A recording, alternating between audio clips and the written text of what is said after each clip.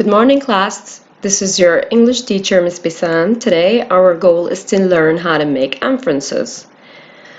Well, most of you are going to ask, what is an inference and what does it mean? Well, actually, we can make inferences all the time without even realizing it. When we want to infer something, we think about clues that are given in a text or even in pictures. We'll be looking for clues in a text and trying to answer the question, what is the author or publisher trying to tell us? Then we're going to add that to what we already know inside our minds. After that, we'll put those together and we'll come up with an inference. There are certain skills that we need to do and certain techniques by following some steps. Step 1, identify an inference question. First, you'll need to determine whether or not you're actually being asked to make an inference on a reading test. The most obvious questions will have the words suggest, imply, or infer right in the tag like these. According to the passage, we can reasonably infer. Based on the passage, it could be suggested that, or which of the following statements is best supported by the passage, or the passage suggests that this primary problem, you have the author seems to imply that, and then we have step 2. We have to trust the passage. Now, that you're certain you have an inference question on your hands and you know exactly what an inference is, you'll need to let go of your prior knowledge and use the passage to prove that the inference you select is the correct one. Inferences on a multiple choice exam are different from those in real life. Out in the real world, if you make an educated guess, your inference could still be incorrect.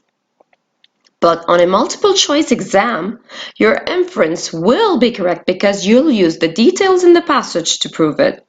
You have to trust that the passage offers you the truth in the setting of the test and that one of the answer choices provided is correct without stepping too far outside the realm of the passage. Step 3. This is where you're going to hunt for clues. Your third step is to start hunting for clues, looking for clues. And the clues could be supporting details or vocabulary words or characters' actions, descriptions, dialogue, and more to prove one of the inferences listed below. This is the question. Step 4, narrow down the choices. The last step is to making a correct inference on a multiple choice test is to narrow down the answer choices. Well, let us try to see that we can make inferences by looking at the words or clues from the text and adding it up to what we already know about that text, and then of course we come up with an inference. Let's see, how do we practice? To get really good at making inferences, you'll need to practice making your own examples. Let's see, example 1. Mom, I need a napkin. It's melting. I yelled as I licked the sticky red juice off my fingers.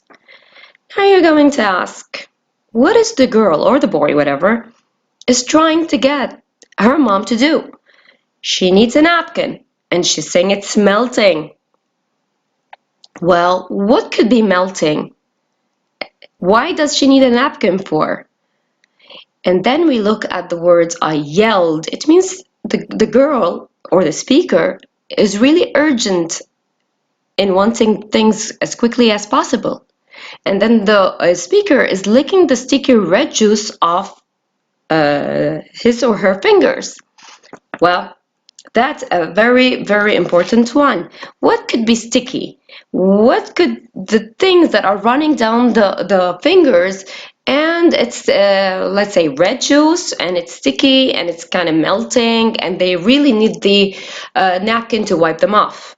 Well, the reader here is trying to add the clues together and coming up with what he already knows about it, such as melting and sticky things and needs the napkin to wipe it off. Well, it could be an ice cream or it could be a popsicle, you know, that one that melts in the when it's hot. You need to eat it as quickly as possible.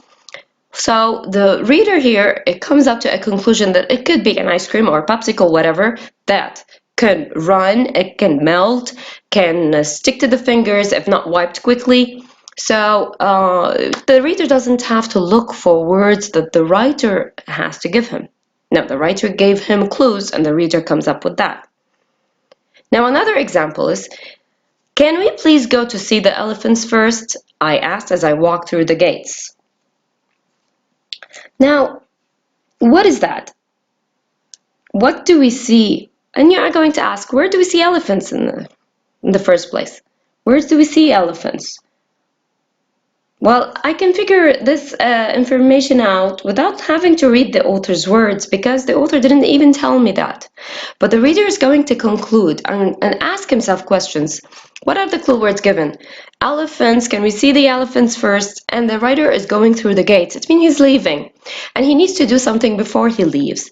And therefore, I can simply answer, well, I can see elephants in the zoo. I cannot see elephants in my backyard or in a school or at campus. I can see elephants in the zoo. Technically, this is an educated guess that the reader has come up with.